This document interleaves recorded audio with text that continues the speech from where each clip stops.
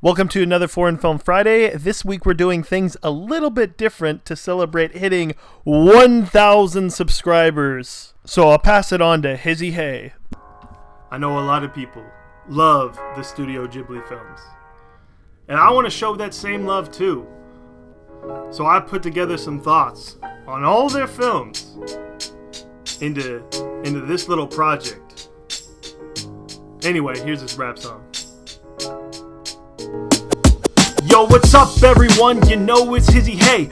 First things first, I'll bring up Spirit Away. Chihiro entered the world full of spirits. Haku is a dragon that's super fearless. After that, we got Grave of Fireflies. A story so emotional, make any man cry. I'll change the mood with something Miyazaki. With Porco, a pilot's pretty cocky. Rosso inspired me, I can't even lie. He'll make you believe that any pig can fly.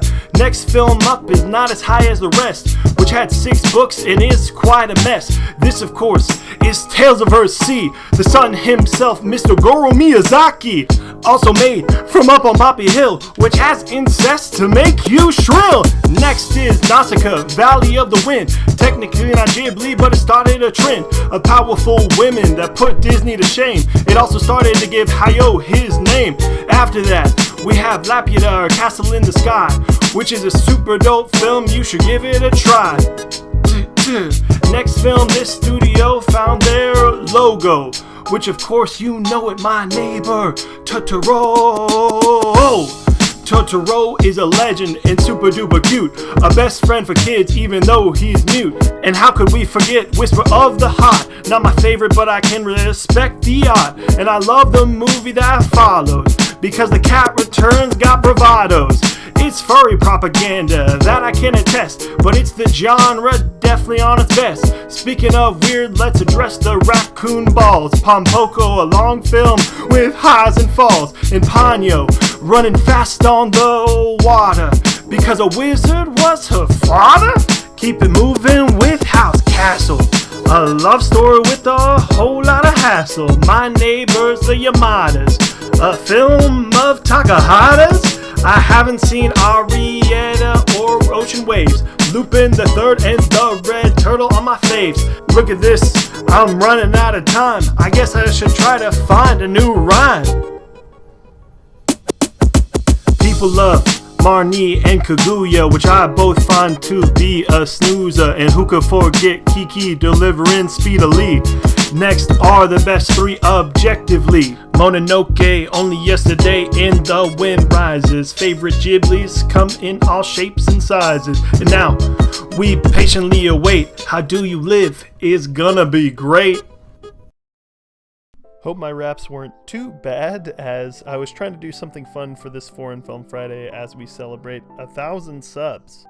1,000 subscribers is an incredible number, and something I never thought that all that film would be able to reach at this point in time.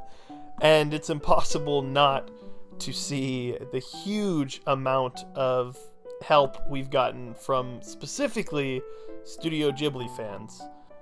The Princess Mononoke video is by far our most watched video. It's the most popular video, and I don't think we'd be anywhere close to here without it. And I think that's a lot of what Studio Ghibli represents. Even though it's a Japanese-based animation studio, they've reached basically the entire world with their stories of imagination and fun and adventure. I know a ton of people have a lot of nostalgia for Studio Ghibli, and as I've mentioned before, I never saw their films when I was a kid just because I was too scared by Spirited Away's pig transformation scene. So because of that, I don't have the same nostalgia, but there's something weird inside me where it's like, oh, I would have loved these my entire life. And I definitely get how they are universal to the world, and how everybody has come to realize the superiority in a lot of ways of what Studio Ghibli is able to do. With that said, I just think it's impossible to overlook this studio, and one video on Princess Mononoke would not be enough. So every July from here on out on All That Film, there will be at least one Foreign Film Friday video essay on a Studio Ghibli film.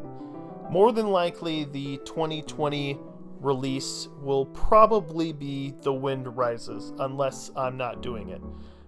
I say more than likely because in the event I do it, there are so many thoughts about The Wind Rises. I think it's one of the most important films for Miyazaki's career, and I can understand why he felt like retiring after making it. But with that said, all that film is not just me. I have plenty of people that have semi-reached out about Ghibli films that they'd love to talk about. I have one friend in particular that I know could talk for hours about Castle in the Sky. So because of that, maybe there will be more coming in July, but I promise from here on out there is going to be at least one video on this channel honoring this incredible studio. And I hope you guys have liked all the Foreign Film Friday videos. It's interesting because I don't think there's a single sort of grouping of films or a studio of films in the foreign market that have been able to engage audiences as much as Studio Ghibli has. With all that said, I hope everybody keeps watching a ton of Studio Ghibli films. I know they're available on Netflix in multiple countries now, so if you are lucky enough to have access to them, go for it as much as you can. And thank you to everyone who subscribed, and thank you to all the wonderful hosts we've had on All That Film along the way.